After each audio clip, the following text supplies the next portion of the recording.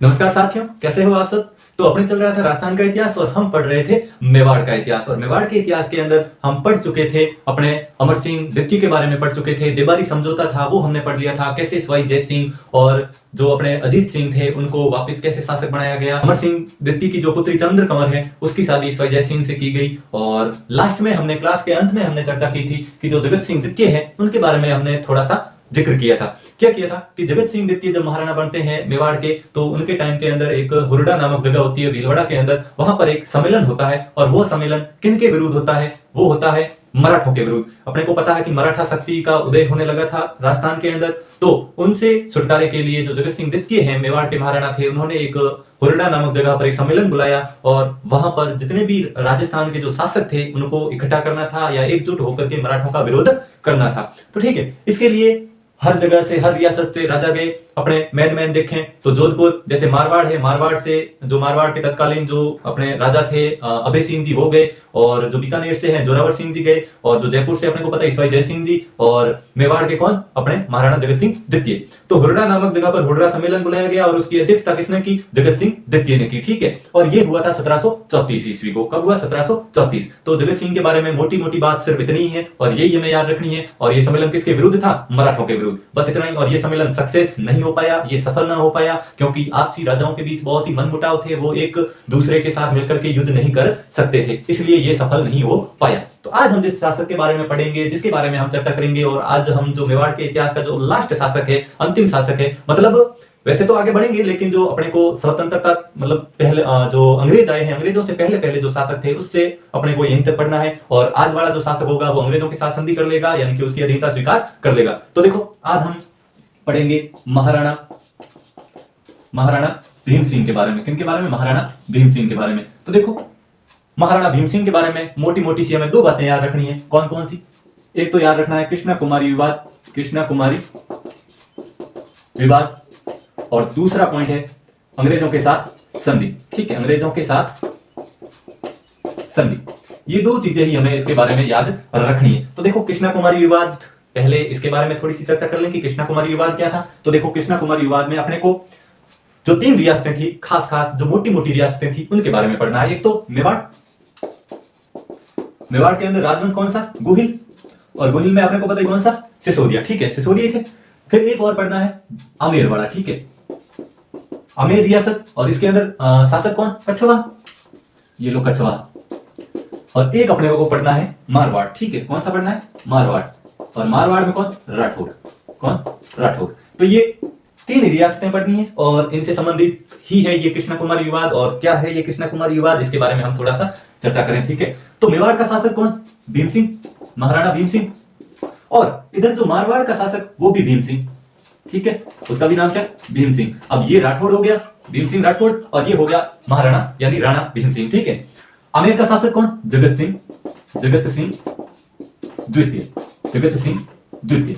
बस इतना अपने को पता चल गया। और ये था कछवा। ठीक है, जगत सिंह द्वितीय। ये भी अपन जब आमेर वाला जयपुर वालों का जब इतिहास पढ़ेंगे कछवा राजवंश का, तो इसके अंदर हम पढ़ लेंगे इसके बारे में, जयपुर का बदनाम शासक। ठीक है, और किस तरह से ये बदनाम, इसके पीछे क्या कहानी थी वो भी हम पढ़ेंगे। ठीक है, तो आज हम देखते हैं कि भीम सिंह की एक पुत्री थी।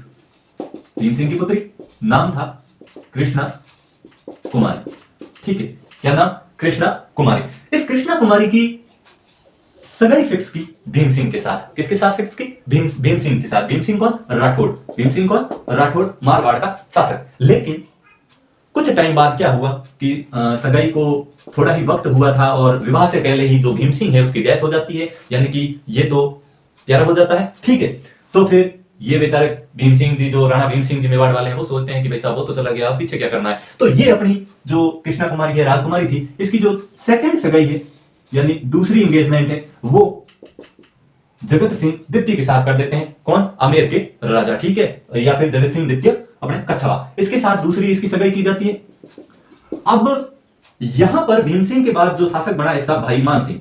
ठीक है, मान सिंह राठौड़। ठीक है, किसी ने मान सिंह को जाकर के भड़का दिया। क्या भड़काया? कि भाई देख, तेरे भाई से सगाई की हुई थी, यानी कि मारवाड़ के राठौड़ों के यहां सगाई की हुई थी, लेकिन वो तो रहे नहीं अब, तो ऐसे कैसे आमेर वाले जो राजकुमारी मेवाड़ की जो राजकुमारी है कृष्णा कुमारी, उसको आमेर वाले कैसे ले जा सकते हैं भाई? उनकी सगाई वहां पर कैसे की जा सकती है? क्या राठौड़ सारे क्या हो गए? कहां गए फिर? भाई ऐसे कैसे कोई ले जा सकता है, हमारे घर आने वाली कहीं और जाएगी अब। तो इसको किसी ने भड़का दिया, इसके दिमाग में किसी ने इतना जहर भर दिया कि ये गुस्सा हो गया, आग बबूला हो गया, और ये यहाँ से सीधा सीधा गया इसके पास।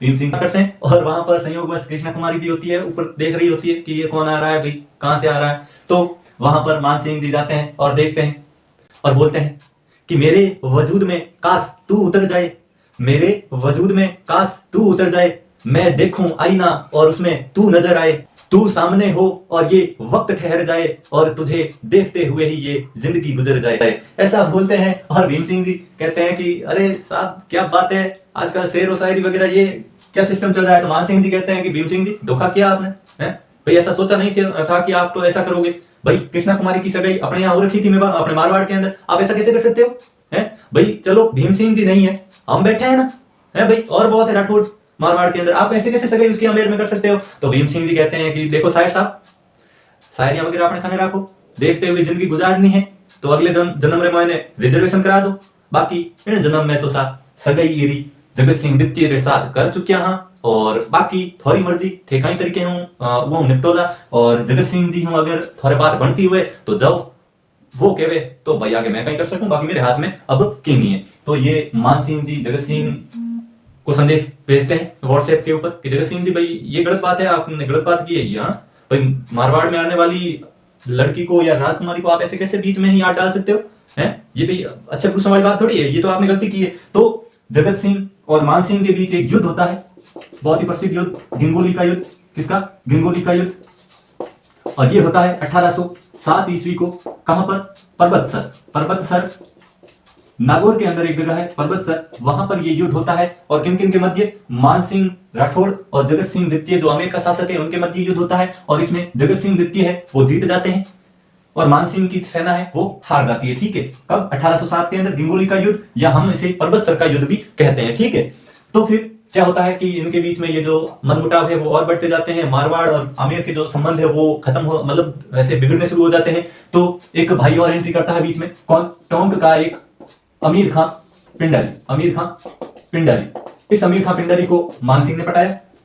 मान सिंह ने कहा भाई ऐसा ऐसा है, जगत सिंह को परेशान करना है, ये घेरा घाल के बैठ गया यहाँ मारवाड़ के अंदर आकर के, और ये जाने का नाम नहीं ले रहा है। तो अमीर खां पिंडारी, पिंडारियों का काम क्या होता था? लूटमाट करना या फिर जनता को परेशान करना। तो ये भाई साहब अपने आमेर के पास गया, छोटे मोटे गांव थे, उन गांव वालों को परेशान करना शुरू किया, लूटना शुरू किया। तो फिर ये जगत सिंह मारवाड़ से वापस अपने आमेर चला गया। और फिर क्या हुआ? मान सिंह ने अमीर खां पिंडारी से कहा कि भाई तू जा भीम सिंह के पास, और भीम सिंह को समझा कि भाई अगर सगाई तेरे को मान सिंह के साथ करनी है तो कर सकता है, बाकी जगत सिंह के साथ अगर है शादी हुई तो फिर ये लड़ाई वगैरह रुकने वाली है नहीं, है इन हाथों ने हथियार छोड़े, चलाना नहीं भूलें, हैं। तो फिर क्या हुआ? अमीर खां पिंडारी, ये अमीर खां पिंडारी और अमीर खां पिंडारी के साथ एक और अजीत सिंह चुंडावत। ठीक है, अजीत सिंह चुंडावत सलूम्बर का सामंत के कहां था? चुंडावत कहां के? सलूम्बर का सामंत। ये दोनों भीम सिंह के पास गए और भीम सिंह को समझाया कि महाराणा जी, राणा जी, ये क्या हो रहा है भाई, आपकी इस लड़की की वजह से, कृष्णा कुमारी की वजह से दो बड़ी रियासतें लड़ रही है, झगड़ रही है, मर रही है, कितने लोग मर रहे हैं, आपको थोड़ा बहुत सोचना चाहिए, या फिर कुछ ना कुछ ऐसा वैसा करके उसने कहा कि या तो कृष्णा कुमारी को मार दो या फिर मान सिंह के साथ शादी कर दो। तो भीम सिंह भाई मान सिंह के साथ तो शादी करने से रहा, भाई मान सिंह के साथ करे तो ये खा जाए क्या की, अब बात पीछे रही क्या, मारने वाली। तो फिर इस अमीर खां पिंडारी और अजीत सिंह चुंडावत के कहने के ऊपर लिखा होता है किताबों के अंदर कि भीम सिंह ने अपनी बेटी को जहर देकर के मार दिया। लेकिन हम भी सोचते हैं कि ऐसा कौन सा पाप होगा जो अपनी ही बेटी को जहर देकर के मार देगा। ये किताबों वालों ने लिखना शुरू कर दिया है कि पीछे बस वो रटा रटाया ज्ञान शुरू हो गया। लेकिन अपने को थोड़ा सा ऐसे अपने को दिमाग लगाना चाहिए कि ऐसा कोई बाप नहीं होगा जो अपनी बेटी को खुद जहर देकर के मार देगा। ठीक है, हाँ, लेकिन ये हो सकता है कि अमीर खां पिंडारी और अजीत सिंह के कहने पर जो कृष्णा कुमारी है बेचारी, उसने जो दुख देखे वहां के इतने सारे, तो खुद वो अंदर बैठ के जहर पी करके मर गई होगी, ऐसा कोई सिस्टम हो गया होगा। लेकिन ये कहना सही नहीं है कि भीम सिंह उसका पिता, उसका बाप उसको खुद अपनी बेटी को जहर दे दे, ऐसा नहीं हो सकता है। ठीक है, होता क्या है, इसके बाद अपने जो अंग्रेजों के साथ संधि है वो बेचारा भीम सिंह है परेशान हो चुका था हर सब तरफ से। तो भीम सिंह 1818 ईस्वी को, और दिन याद रखें तो अपने 13 जनवरी, ठीक है, 13 जनवरी 1818 ईस्वी को, 13 जनवरी को क्या लोहड़ी होती है, क्या होती है? लोहड़ी। इस लोहड़ी के दिन 13 जनवरी 1818 को ईस्ट इंडिया कंपनी के साथ इसने क्या कर ली? संधि कर ली, क्योंकि हर तरफ से मराठों से, पिंडारियों से परेशान हो रखा था, लूटपाट हो रही थी। तो इसने क्या कर ली? अंग्रेजों के साथ संधि कर ली। और अपने मेवाड़ का एकमात्र यही शासक है जिसने अंग्रेजों से संधि की थी। और इसके बाद अपने यहीं खत्म होती है, और जो आगे वाले अपने नया टॉपिक हम जो भी पढ़ेंगे वो अपने विस्तार से चर्चा कर लेंगे। आज के लिए बस इतना ही, धन्यवाद।